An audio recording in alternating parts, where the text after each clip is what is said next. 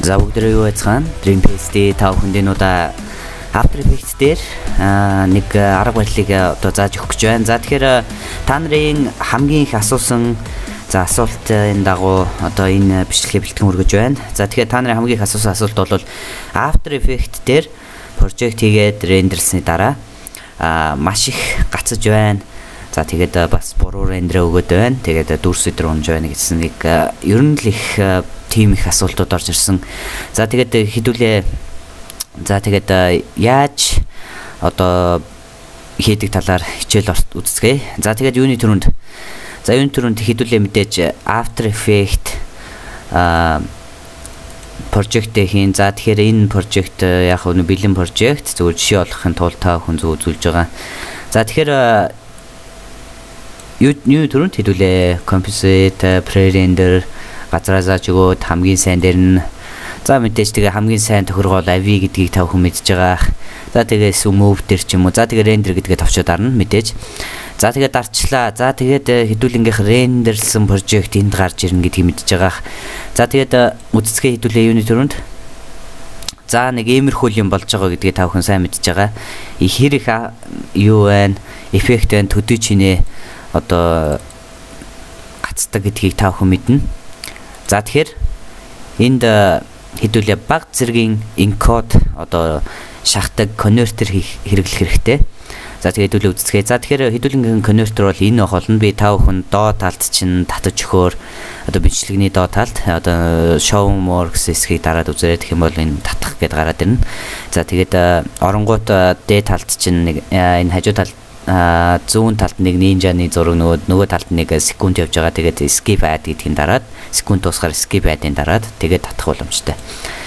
За тэгээд орцгоё. За тэгэхээр энэ бол нэг маш энгийн. Гэхдээ дүүрс унган барин тийм байхгүй. Нэгт хэлэхэд та нар бол дүүрс унчин дараа нь гарахад тийм гэж юусоо яах хэрэггүй. Энэ бол яг байгаа зүйлийг чинь тухайн өргөтгөлийн өөрчлөөд за баг жоохон л дүрс унах бах. Миний бодлоор бол нэг тийм сүртэй биш.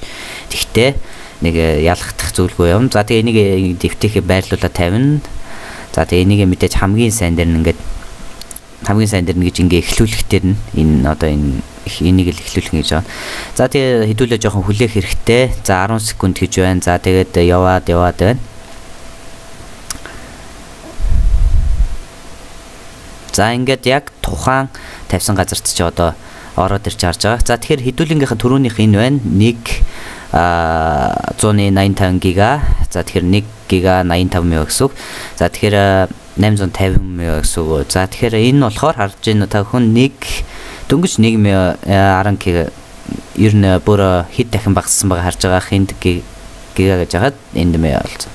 За одоо төлөө үзцгээе.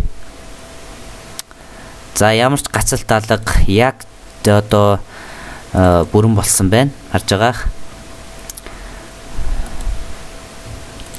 За тэгэхээр хэдүүлээ энэ дээр нэг жоохон харьцуулт хийгээд үзье.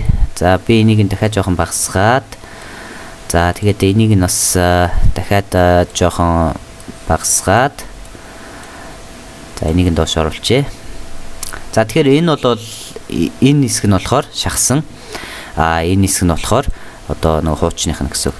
За тэгэхээр хуучин нэг асуудал нь яг хөө зүгээр бас энгийн зүйл нь болохоор бүгдийг уншиж дуусгаараа дахиад шинээр эхлэхээр одоо бүрэн гүйс гацхгүй явдаг. Гэхдээ бидэнд асуудал нь болохоор дараа нь монтажны програм юм уу за нэг Edius юм уу Premiere Pro руу оруулахаар гацаж эхэлдэг нэг асуудалтай байдаг.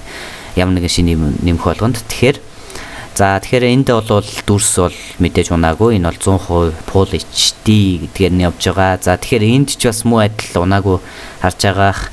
Энэ хоёрын хооронд бол ер нь ямар ч ялгаа алга миний харж байгаагаар бол та бүхэнд үзэж байгаа ч нэг тийм хөл байгаа. За тэгээд хэдүүлээ жоохон ийшээ орцгоё. За тэгээд энэ дээр болохоор details руу н орохоор 1920-ыг харьцах нь 1080 нэгтрэлтэй 29 премиум хурдтайгаар за тэгээ ямар ч асуудалгүй нилээн одоо өндөр одоо дөнгөж нэг за нэг 8 секунд ээж ийм том өндөр гарч байна. За тэгэхээр дараачих нь болохоор муу адил 1900 харьцах 1080 29 прем нэгтрэл унахгүй.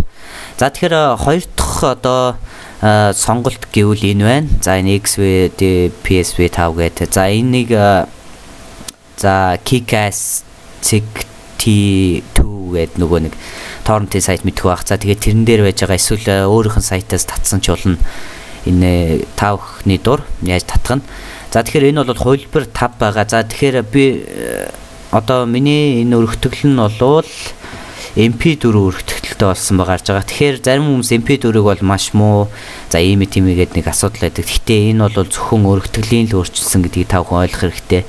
Ямар ч нэгтрэл унсан байхгүй 100% одоо яг шахсан одоо ямар ч өөрчлөлт байхгүй тийм зүйл. Тийм учраас та бүхэн ер нь тэгэж их дотроо нэг гүн бодох шаардлагагүй.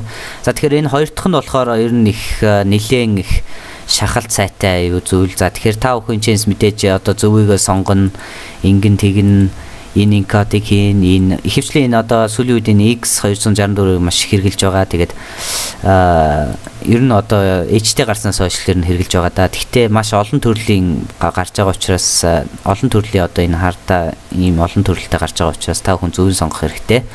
За тэгээд эдрээс нэг дуртай сонгоод гэхдээ энийг ихэвчлэн нөгөө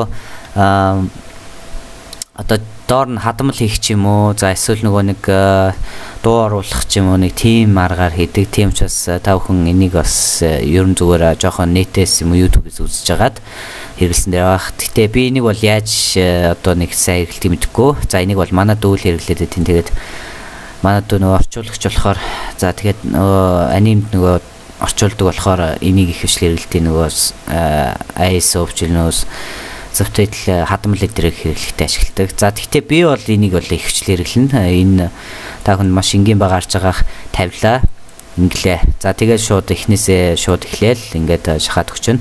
За ингээд та бүхэнд өнөөдрийн энэ хичээл таалагдсан байх. Богинохон ч гэсэн маш хэрэгтэй арга барил.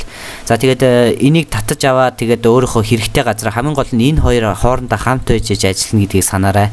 Тийм учраас нэг фолдер дотор хийгээд тэгээд хүссэн үедээ ашиглаж тавиад за тэгээд шахаж байгаарай. За тэгээд та бүхний асуултанд хариулсан болвол за тэгээд лайк дараарай. Зөв хариулсан болвол за тэгээд лайктаар шеэр хийгээрэй. За тэгээд мөн болж байгаа үгүйгээ доорх комментт одоо бичээрэй. Тэгэх юм бол би бас дараа нэг өөр арга барил олъё. За тэгээд дараа уулзтлаа. Түр баяртай.